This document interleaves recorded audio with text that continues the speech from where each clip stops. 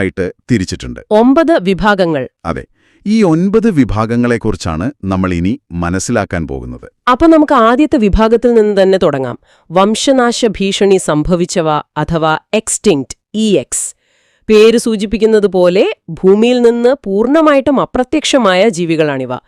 ഇതിലെ ഒരു രസകരമായ കാര്യം, റെഡ് ലിസ്റ്റ് ബുക്കിൽ ഇവയെ അടയാളപ്പെടുത്തുന്നത് കറുപ്പ് നിറമുള്ള പേജുകളിലാണ്. അതെ, ആ കറുപ്പ് ഒരു പൂർണ്ണമായ നഷ്ടത്തെയാണ് സൂചിപ്പിക്കുന്നത്. ഉദാഹരണത്തിന് സഞ്ചാരി പ്രാവിനെയും ഡോഡോ പക്ഷിയെയുമൊക്കെ പറയാം, അല്ലേ? തീർച്ചയായും. അടുത്തത് കാട്ടിൽ വംശനാശം സംഭവിച്ചവ അഥവാ extinct in the wild, EW. ഇത് തമ്മിൽ ഒരു ചെറിയ വ്യത്യാസമുണ്ട്. ഉണ്ട്. ഈ വിഭാഗത്തിലെ ജീവികളെ അവയുടെ സ്വാഭാവിക ആവാസ വ്യവസ്ഥയിൽ നമുക്ക് കാണാൻ കഴിയില്ല.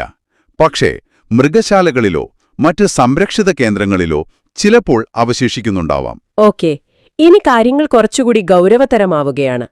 ഗുരുതരമായ വംശനാശ ഭീഷണി നേരിടുന്നവ, അതായത് ക്രിട്ടിക്കലി എൻഡേഞ്ചേർഡ്, CR. അതെ, ഏത് നിമിഷവും ഭൂമിയിൽ നിന്ന് അപ്രത്യക്ഷമാകാൻ സാധ്യതയുള്ള ജീവികളാണ് ഈ വിഭാഗത്തിൽ. ഇവയെ റെഡ് ലിസ്റ്റിൽ രേഖപ്പെടുത്തുന്നത് ചുവന്ന പേജുകളിലാണ്. ശരിയാണ്. നമ്മുടെ മലബാർ വരുകില്ലേ, അതും പിന്നെ ഗ്രേറ്റ് ഇന്ത്യൻ ബസ്റ്റാർഡ് എന്ന പക്ഷിയും ഇതിന് നല്ല ഉദാഹരണങ്ങളാണ്. മലബാർ വരുക.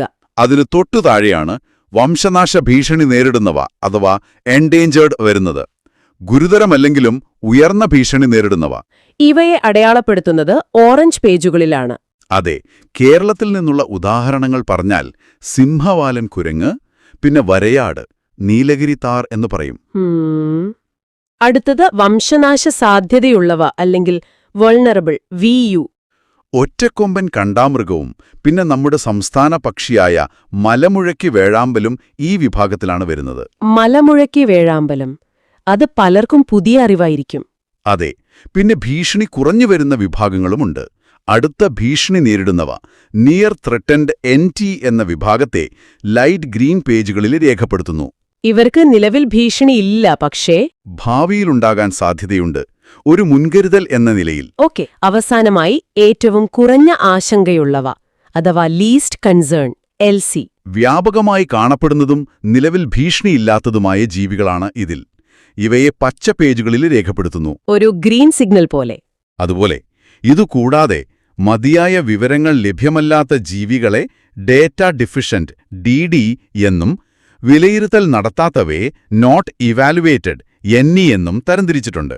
അപ്പോ ഈ ആഗോള വർഗീകരണത്തിൽ നിന്ന് നമുക്ക് കേരളത്തിലേക്ക് വരാം.